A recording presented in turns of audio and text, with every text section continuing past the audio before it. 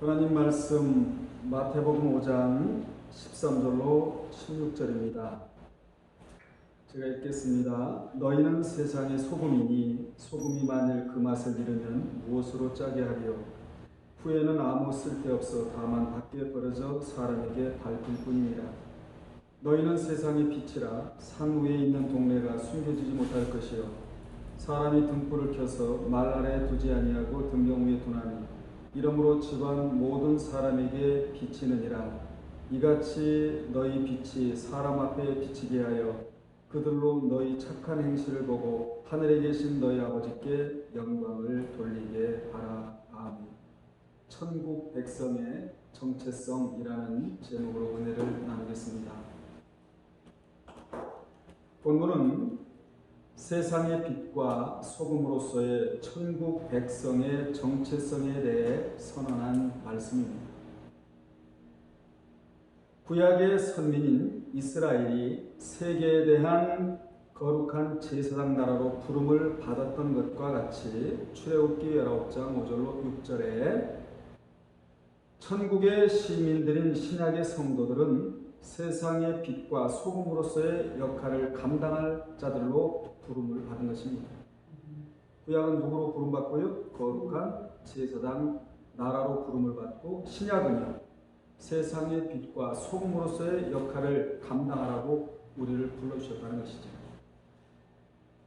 따라서 구약의 이스라엘이 거룩한 제사장 나라로 부름을 받았다면 신약의 믿는 자들은 세상의 빛과 소금으로서의 역할을 감당하라고 부름을 받았다는 것입니다. 하나님께서 구약 선민들을, 선민 그러면 신명기 7장 7절이 선민에 대한 정확한 답이에요. 하나님께서 구약 선민들을 부르신 것은 은혜였습니다. 은혜 자체였습니다. 그들이 잘나서 부르신 건 아니에요. 그리고 그들에게 은혜를 주신 것은 거룩한 책임을 수반하라고 부르신 것입니다. 이렇게 다 부르신 목적이 있거든요. 이와 마찬가지로 신약의 백성들을 부르신 것은 세상에서 빛과 소금의 역할을 감당하라고 부르신 것입니다. 이것이 성도의 근본이에요. 이걸 깨달아야 돼요. 이걸 깨닫는 자를 이름하여 정체성을 깨닫는다, 그렇게 말하고 있는 겁니다. 그러면 천국 백성의 정체성에 대한 말씀을 나누어 생각해보면 다음과 같습니다. 첫째, 너희는 세상의 소금이다 입니다. 너희는 세상의 소금이다. 세상의 소금이 되어야 할 자는 세상으로부터 보호받고 쾌락을 누리는 자들이 아니라 오히려 그리스도로 인해 핍박받는 자입니다. 박해받는 자라는 것이죠. 소금의 역할을 감당하지 않는 자는 박해가 없습니다. 핍박이 없어요. 그러나 소금의 역할을 감당하는 자에게는 박해가 따르기 마련이라는 것이 성경입니다. 어디 있는 말씀이 있죠? 디모데후서 3장 12절에 보면 무릇 그리스도 예수 안에서 그리스도 예수 안에서 경건하게 삶이 예배화가 되듯이 경건하게 살고자 하는 자는 핍박을 받으리라 라는 말씀이 나옵니다. 여러분의 삶에 핍박이 있습니까? 경건하게 산다는 증거예요. 경건하게 살지 않는 자에게는 핍박이 따라오지 않아요. 왜 그렇습니까? 같은 동료이기 때문에 그들이 부르면 나가고 그들과 같이 스텝을 밟기 때문에 핍박이 따르지를 않아요. 본문의 소금은 할라스, 본문의 소금은 신약의 육회밖에 나오지 않지만 마태 5장 13절로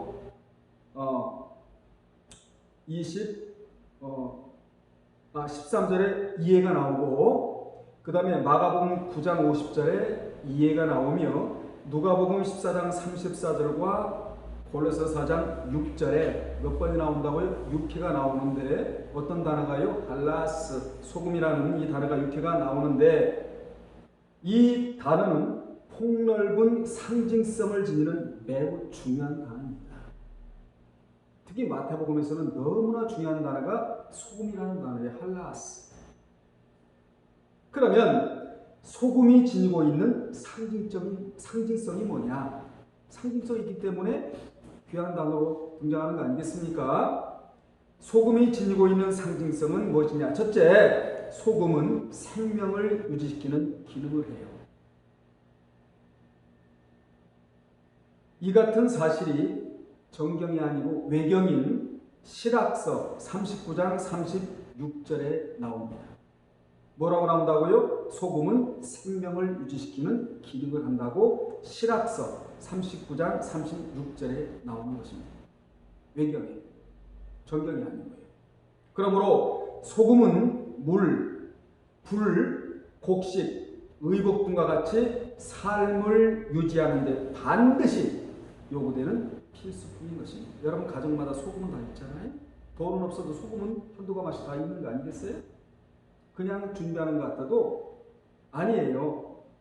물과 불과 곡식과 의복 등과 같이 삶을 유지하는 데 아주 필수적인 그러한 그 요소이기 때문에, 필수적인 품목이기 때문에 우리가 준비하는 것이거든요.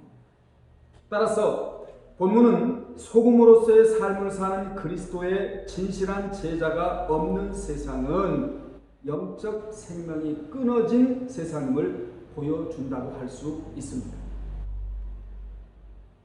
두 번째, 소금은 알코올과 설탕과 함께 방부제로서의 역할을 합니다.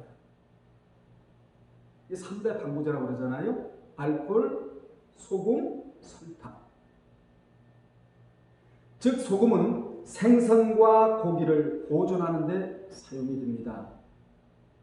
이 같은 사실이 외경인 바룩 1서 6장 28절에 나오는 말이에요.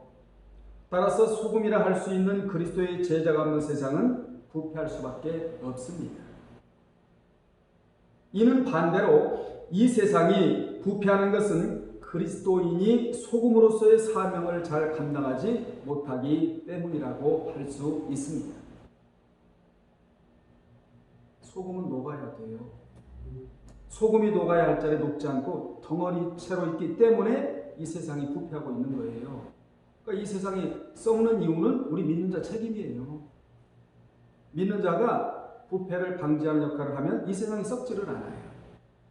이 세상을 탓할 것이 아니고 소금의 역할을 감당하지 못하는 나를 사실은 뭐 해야 됩니까? 체크해야 될 그러한 부분이지요. 세 번째, 소금은 맛을 내는 역할을 합니다. 이 같은 내용이 욥기 6장 6절에 나오는데 거기에 보면 싱거운 것이 소금 없이 먹히겠느냐? 닭의 알 흰자위가 맛이 있겠느냐? 라는 말씀이 나옵니다. 그러므로 소금은 맛을 내는 역할을 하는 거예요. 소금은 자신을 드러내지 않고 다만 녹아 맛을 내는 것과 마찬가지로 성도의 삶도 겸손히 자신을 숨기고 그리스도의 향기만을 드러내야 합니다. 아멘. 이런 우스운 얘기가 있잖아요. 한국 사람들에게서는 마늘 냄새가 나고 중국 사람들에게서는 양파 냄새가 납니다.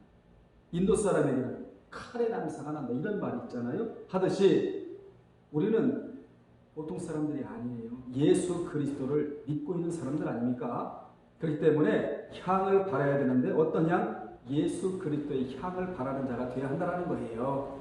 그래서 향나무는 절대로 무엇이 향나무를 찌르면 공짜로 그냥 돌려보내지는 않는데 반드시 향내를 묻혀서 돌려보낸다는 말이 있거든요. 우리는 인격에서 악취가 나면 안 되거든요. 그윽한 예수 그리스도의 향을 바라는 저와 여러분들이 되어야 될 줄로 믿습니다.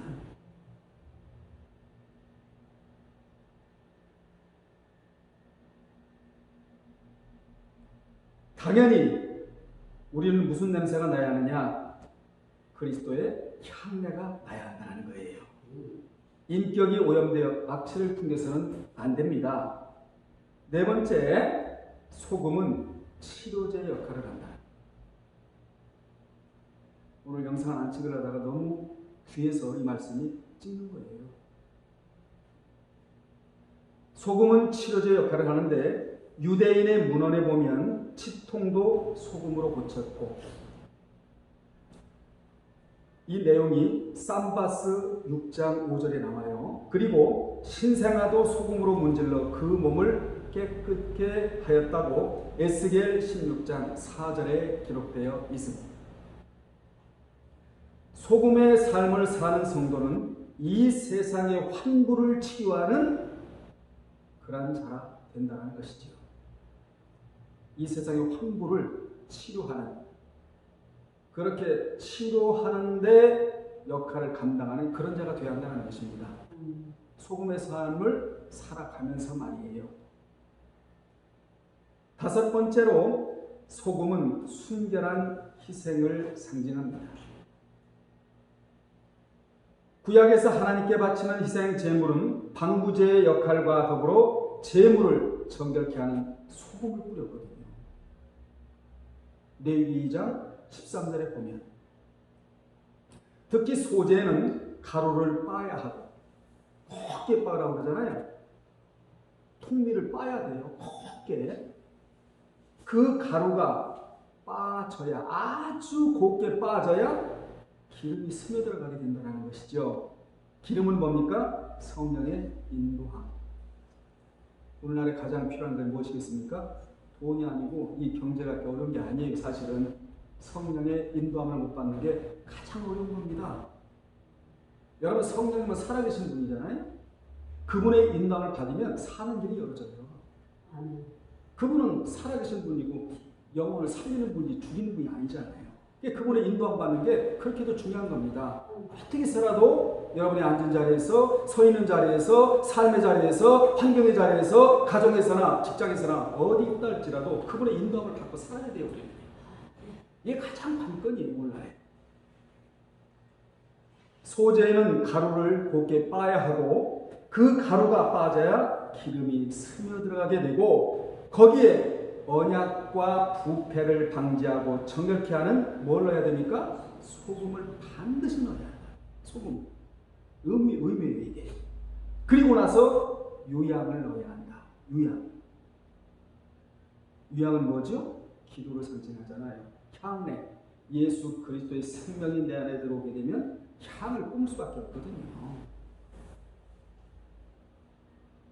향락을 상징하는 꿀, 부패성을 상징하는 누룩은 절대로 넣으면 안 돼요. 그래서 교회는 향락하는 곳이 아니에요. 진리를 받아서 그 진리가 나를 지배하고 삶을 지배할 수 있도록 만드는 것이 교회지, 교회는 향락하는 곳이 아닙니다. 재미있어서 교회 나오는 거 아니에요. 여러분, 때로는 말씀도요, 나에게 쓰게 될 때가 있어요. 그래도 우리는 달게 이걸 받아들여야 돼요, 말씀을. 하나님이 입에서 나오는 모든 말씀은 우리를 살리는 말씀이기 때문에 그래요. 이렇게 희생 제물에는 반드시 소금이 들어가듯이 성도 역시 하나님께 바쳐지는 제물 위에 뿌려져서 타서 없어지는 소금처럼 순결한 희생 제물이 되어야 됩니다.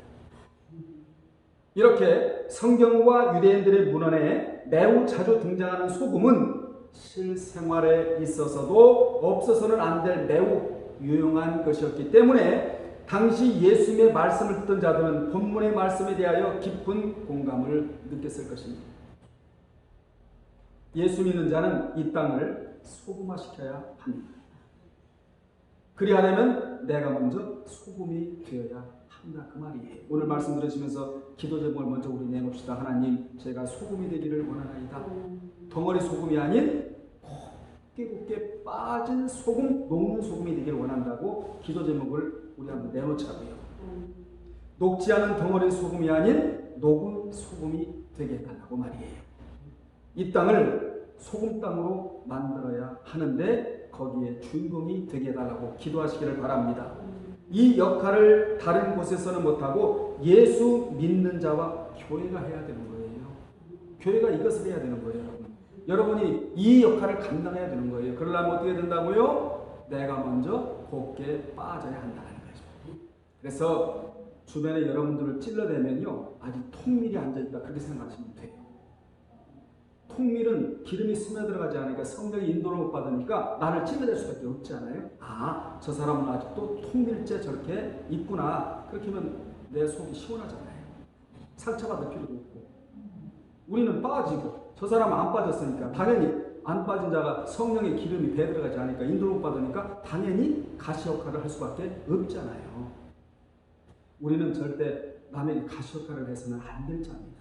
남을 세워주고 영혼을 견인해주고 그 자가 하나님 앞에 가까이 갈 수 있도록 푸시해주고 끌어주고 잡아주고 보호해주고 이런 위치에 서 있어야지. 남을 찔러대는 위치에 서면 그 사람은 아직도 모르는 사람이에요. 통밀이에요. 그 사람. 큰 두 번째입니다. 소금이 만일 그 맛을 잃으면 짜게 할 수가 없다입니다.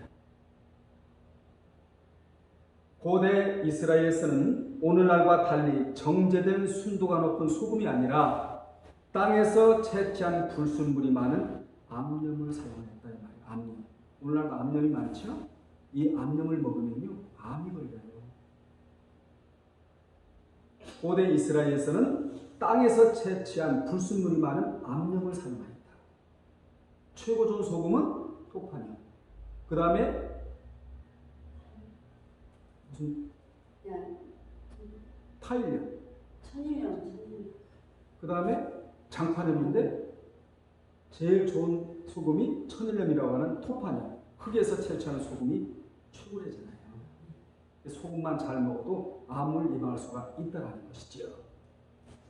그리고 이를 잘못 보관하면 어떤 소금을요 암염을 잘못 보관하면 염분은 빠져나가 버리고 찌꺼기만 나와 짠맛을 전혀 낼 수 없게 되는 경우가 많았는데 예수님이 이에 비유하여 말씀하신 것입니다. 본문에서 주님은 소금같이 맛을 내야지 소금이 짠맛을 내려면 가치를 기대할 수 없다고 말씀하셨습니다. 그래서 우리가 소금이 되고 소금이 되었으면 고유의 맛을 내야 합니다. 주님은 믿는 자에게 세상의 다이아몬드나 보석이 되라고 하시지 않고 소금같이 되라. 카도스, 소금과 똑같이 되라는 거예요. 비스무리 되지 말고 카도스니까 똑같이 되라는 거예요. 소금과 똑같이. 왜 이렇게 소금같이 되라고 하셨느냐 하면 이는 곧 희생하는 삶을 살라는 요구인 것입니다. 다이아몬드가 보석처럼 대접받으려 하지 말고 더러운 곳, 추한 곳, 삶아붙는 곳에 녹아들어가 맛을 내고 정화시키고 깨끗하게 만들라고 하셨습니다. 다이아몬드처럼 대접받지 말고. 구약의 참 선지자들을 보면 죄악에 물든 사이에 소금 역할을 하다 보니 때로는 고난당하고 온갖 수모를 당했으며 굶고 헐벗고 유리 방황하고 추위에 떠는 적이 한두 번이 아니에요. 주님도 마찬가지입니다. 주님도 하늘 영광을 버리시고 이 땅에 종으로 오사 고난을 당하시고 희생을 실천하신 분이 예수님이십니다. 그러므로 의로운 희생을 회피하는 이들은 결코 솜 같은 성도가 될 수가 없다는 것입니다. 주의 참된 백성도 될 수가 없다는 것입니다. 자기 십자가도 질 수가 없습니다. 그러면 만일은 솜 같은 존재가 되는 것입니다. 소금의 가치는 녹는 데 있듯이 성도의 존재 가치는 자기 희생을 통하여 하나님의 의와 진리와 사랑을 실천하는 데 있는 것입니다. 이같이 소금이 짠맛을 내리면 몸이 건조하게 되듯이 믿는 자가 소금의 역할을 감당하지 못하면 어리석은 삶이 되어 세상의 비웃음거리가 될 수밖에는 없습니다. 그렇잖아요, 여러분. 소금에서 염분이 사라지면 쓸모없게 되듯이 여러분에게서 의와 진리와 사랑이 사라지지 않기를 주님의 이름으로 축원합니다. 큰 세 번째, 소금이 맛을 잃으면 아무 쓸데없어 다만 밖에 버려져 사람에게 밟힐 뿐이다. 소금이 맛을 잃으면 아무 쓸데없듯이 믿는 자도 소금의 역할을 못하면 자신의 의지와 관계없이 밟히게 됨을 보여주고 있습니다. 여기 밟힌다라는 말이 현재형이 사용되어 항상 밟힌다는 의미예요. 즉 짠맛을 잃어버린 소금은 단 한 번의 예외도 없이 항상 누구로부터 사람으로부터 밟힐 정도로 무가치하고 비참하게 된다는 교훈입니다. 실제로 고대 이스라엘에 있어서 짠맛을 잃어버린 소금은 쓰레기로 취급되어 길에 버려지기 일쑤였습니다. 또한 사람들의 휴식 공간으로 이용되는 가옥의 옥상에 뿌려 흙을 딱딱하게 굳도록 만드는 데 사용되었습니다. 본문에서는 밖에 버려져 사람들의 발에 밟히는 것을 가리킵니다. 이와 같이 천국 시민으로서 본분을 다하지 못하는 자들도 세상 사람들로부터 경멸을 받으며 짓밟힘을 당하게 되는 것입니다.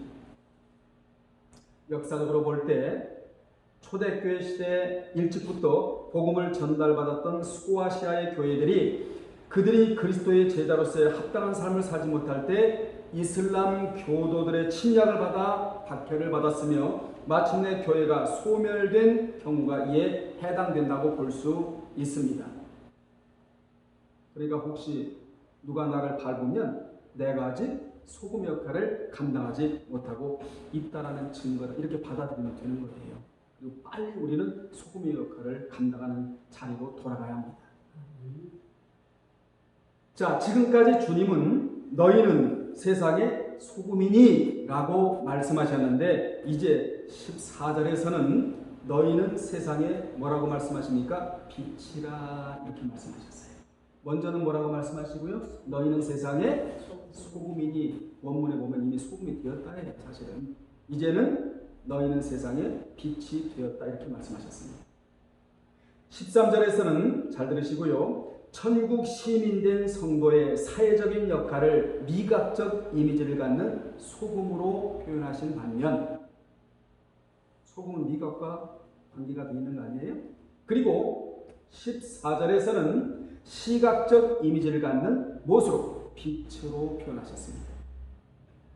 사실 본문의 빛이란 표현이 소금이라는 표현보다 훨씬 영광스러운 표현인 것입니다. 따라서 성도들을 가리켜 빛이라 할 때는 우리는 하나님의 백성이며 그리스도의 제자로서 하나님과 그리스도를 닮은 매우 가치 있는 존재란 의미를 갖게 되는 것입니다. 하나님과 그리스도가 빛 그 자체라면 성도는 빛을 반사하는 존재인 것입니다. 원래 인간은 죄로 오염되어 있었기에 스스로는 빛을 발산할 수가 없었습니다. 그래서 하나님의 빛을 받아야 발산할 수 있는 존재가 된 거예요. 여러분은 이제 주님으로 인하여 어두운 세상을 밝히는 그런 자리에 있게 되었으니 실로 감격스러운 일이 아닐 수가 없습니다. 어둠을 지니고 있는 자는 어둠을 밝힐 수밖에 없잖아요. 빛을 받은 자는 빛을 발산하는 자가 되는 것이고요. 우리는 하나님께로부터 강력한 진리의 은혜의 빛을 우리가 받은 자로 빛을 발산하는 자들이 되어야 돼요. 그래서 우리가 뜨면 어둠이 물러가요. 어둠이 비상거리는 그러한 분들이 되시기를 바랍니다. 주님은 14절에서 너희는 세상의 빛이기에 산 위에 있는 동네가 숨겨지지 못할 것이라고 말씀하셨습니다. 고대 팔레스타인의 도시는 물론 서양의 많은 도시들도 언덕과 같은 고지대에 건설되는 경우가 많았습니다. 따라서 산 위에 있는 동네는 주위 사람들의 눈에 잘 띄게 되고 특히 어두운 밤에 불을 켜둔다면 다른 곳은 눈에 보이지 않더라도 그곳만은 멀리서도 쉽게 식별할 수가 있게 되었습니다. 그러므로 본문의 비유는 천국 시민된 성도의 삶은 숨겨진 삶이 아니라 밝히 드러나는 삶이며 많은 사람들에게 주목받는 삶임을 보여주는 것입니다. 산 위에 있는 동네는 실제 높은 고지대에 세워진 예루살렘이나 모리아 산 위에 세워진 성전을 가리키며 이사야 2장 1절로 5절, 이것이 상징하는 바는 교회가 어디가요? 교회가 장차 사람들에게 주목거리가 될 것을 비유하고, 주목거리예요. 비난거리가 아니에요. 더 나아가 성도의 빛된 삶이 모든 세상 사람들의 표상이 되어야 함을 교훈하고 있는 것입니다. 이렇게 교회가 중요하다는 거예요, 여러분. 이 교회가 들어오면요, 사실은 경찰서가 문을 닫아야 되거든요. 의를 밝히는 곳이 교회니까. 죄를 내주는 것이 아니잖아요. 여러분, 교회는요, 죄인이 들어올 수가 있어요. 죄인이 안 들어오는 거 아니거든요. 죄인이 들어와서 죄인 채 나가면 교회 기능을 다 못하는 겁니다. 죄인이 들어와서 의로운 말씀을 듣고 회개하고 의인의 신분으로 나가야 교회 역할을 다하는 거예요. 혹시 여러분이 주인의 모습으로 왔다면 오늘 이러한 말씀을 듣고 의인의 신분으로 의인의 옷을 갈아입고 나가야 된다는 말이에요. 이걸 지금 말씀하시는 거예요, 주님이. 주님은 빛은 숨기지 못할 것이라고 하셨습니다. 본문에 숨겨지지 못할 것이어서 할 것이오는 듀나마이라는 단어예요. 명사형은 권세, 능력, 힘 등을 의미하는 듀나미스입니다. 들어보셨죠? 듀나미스. 폭발력이 강한 폭약을 뜻하는 영어 다이나마이트라는 단어가 바로 헬라어 듀나미스에서 유래가 되거든요. 본문에서는 자신을 숨기는 데는 전혀 무능력한 상태를 가리킵니다. 즉, 본문은 그리스도의 참다운 제자가 되면 자신을 숨기려 해도 두드러질 수밖에 없으며 어둠 가운데 발하는 빛처럼 자연스럽게 하나님의 무엇을 영광을 드러내는 삶을 살 수밖에 없음을 보여주고 있습니다. 여러분, 능력은 숨길 수가 없습니다. 믿음은 숨길 수가 없는 거예요. 낭중지추란 말 들어보셨죠? 주머니에 바늘을 넣으면 아무리 간수를 잘하려고 해도 이 바늘이 간수가 되지 않아요. 구멍을 뚫고 나오거든요. 옷을 뚫고. 그러듯이 능력은 숨길 수가 없고 믿음은 숨길 수가 없고 하나님 사랑하면 숨길 수가 없는 거죠. 행함으로 표현할 수밖에 없는 거 아니겠습니까? 그러면서 15절에 사람이 등불을 켜서 말 아래에 두지 아니하고 등경 위에 두나니 이러므로 집안 모든 사람에게 비치느니라 라고 주님이 말씀하셨습니다. 당시 팔레스틴에서는 흙으로 만든 작은 접시에 기름을 담고 심지에 불을 붙인 등불, 즉 등잔이 유일한 조명 기구였거든요. 우리나라 1960년대에 이게 유일한 불을 밝히는 그런 기구였잖아요. 등잔이, 그죠? 유대인들은 실내에서 이러한 등잔을 벽에 돌출된 등경 위에 두어 온 방안을 밝게 했습니다. 그 등불을 켜서 말 아래에 두지 않고 어디에? 등경 위에 두어 집안 모든 사람들에게 비치게 한 것입니다. 그러므로 본문의 말은 흙으로 만들어져 약 9리터 정도까지의 곡식의 양을 측량할 수 있는 용기를 말하고 있는 거예요. 갯박이 아니고 뭐라고요? 말. 약 9리터 정도 곡식을 담을 수 있는 말을 지금 얘기하고 있는 말. 다른 말이 아니에요. 갯박이 아니란 말이에요. 당시 유대인들에게는 성량이 없어 불을 쉽게 피울 수가 없었기 때문에 잠깐 자리를 비울 경우 등잔을 어디에? 등경 위에 내려 말로 덮어두는 습관이 있었거든요. 이게 관습이었단 말이에요. 풍습.